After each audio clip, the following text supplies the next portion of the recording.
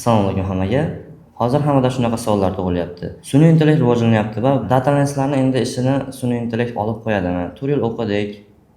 AI sababli biz ishsiz qolamizmi degan savol hammani qiynayapti. Agar sizda xuddi shunday qo'rquv bo'ladigan bo'lsa, bu videoni oxirigacha ko'ring. Sababi hozir internetda oddiy motivatsiya emas, sizga real haqiqatni aytaman. Agar siz hozir nolda bo'lsangiz ham va eng muhimi, AI davrida oddiy odamdan to global bozorda talab yuqori bo'lgan mutaxassisga qanday qilib aylanishingiz mumkinligini aytib beraman. Bu videoda AI data analistlar uchun xavf emas, balki super kuchli ekanligini bilib olamiz. To'g'ri, AI ayrim kasblarni siqib chiqaradi. Masalan, kod yozuvchilar. Kelajakda katta kompaniyalarga oddiy kod yozuvchilar emas, muammoni tushunadigan, unga yechim bera oladigan hamda AI bilan ishlay oladigan mutaxassislar kerak bo'ladi. Va bular data analistlardir. Oldin kalkulyator chiqqanda odamlar aytishardi, endi matematiklarga ehtiyoj yo'q deb.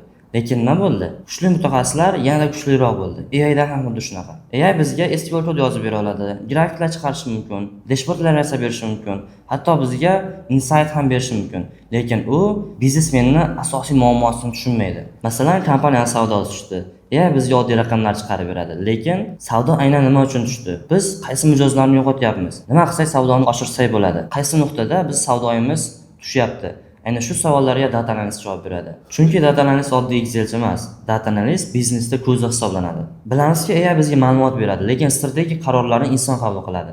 Kompaniyalarda hozir eng katta muammo data yetishmasligi emas, datadan to'g'ri xulosa chiqara oladigan mutaxassislar kamligi. Va shuning uchun data analistlarga talab kamamayapti, aksincha ortyapti. AI rivojlangan sari AI bilan foydalanadigan mutaxassislarga talab oshmoqda. Masalan, oldin bir reportni 6-7 soatda qilar edik. Hozir AI bilan 1 soatda qilyapmiz. Demak, kompaniyalar bu orqali tezroq natija chiqaryapti.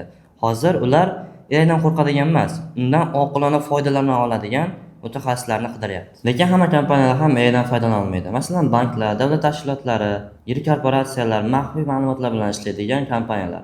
Bu yerda AI vositalaridan foydalanish cheklangan.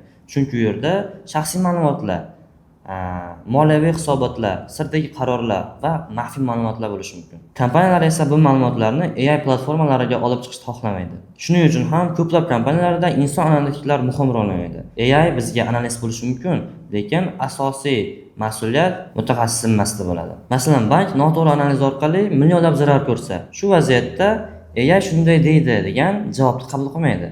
Ularga bank va biznesni tushunadigan, mas'uliyatni oladigan real data analistlar kerak bo'ladi. Shuning uchun bugungi asosiy savol AI bizda ishimizni olib qo'yadi emas, AI dan foydalanishni o'rganamizmi, yo'qmi degan bo'lishi mumkin. Demak, 2026-yilda AI bilan raqobat qiladigan emas, AI ni boshqaradigan mutaxassislar kerak bo'ladi. Demak, AI dan qo'rqishimiz emas, uni boshqarishni o'rganishimiz kerak. Lekin muammo boshqa yerda. Hozir ko'pchilik mustaqil o'rganaman deb 2 yil YouTube videolar ko'radi, 10-15 ta dars sotib oladi, lekin oxirida portfolio ham bo'lmaydi, ish ham topolmaydi. Bu yerda asosiy muammo tizim yo'qligida. AI davrida oddiy bilimlar yetmaydi. Sizga real loyihalar, mentor, interview practice va bozorda kerak bo'ladigan muhim skilllar kerak bo'ladi. Aks holda nazariyachida adashib qolish juda oson. Shu sababli Mab akademiyasi sizga 6 oylik kurs yaratdi. Darslarimiz 80% amaliyotdan iborat. SQL, Python, Power BI va AI to'llari bilan ishlaysiz. Va eng muhimi, kurs yakunida oddiy sertifikat emas, real portfolio bilan yakunlaysiz. O'qish davomida va undan keyin mentor assistentlarimiz doim sizga yordam berishadi. Portfolio to'ldirishda, CV yaratishda, real vakansiyalar bilan ishlashda va hammasida ular sizga ko'maklashadi. Bitiruvchilarimizning ko'pi banklarda, biznes kompaniyalarida va xalqaro kompaniyalarda ishlashmoqda va ba'zilari freelance orqali xorijiy kompaniyalarda ham ishlab kelishmoqda. Biz hamma bilan emas, haqiqatan ham rivojlanishni istaydiganlar bilan ishlaymiz. Shuning uchun ham guruhlarimiz soni cheklangan. Agarda siz AI dan qo'rqmay 2026-yilda eng talabgor bo'lgan kasbni o'rganmoqchi bo'lsangiz, hoziroq video ostidagi havola orqali ro'yxatdan o'ting.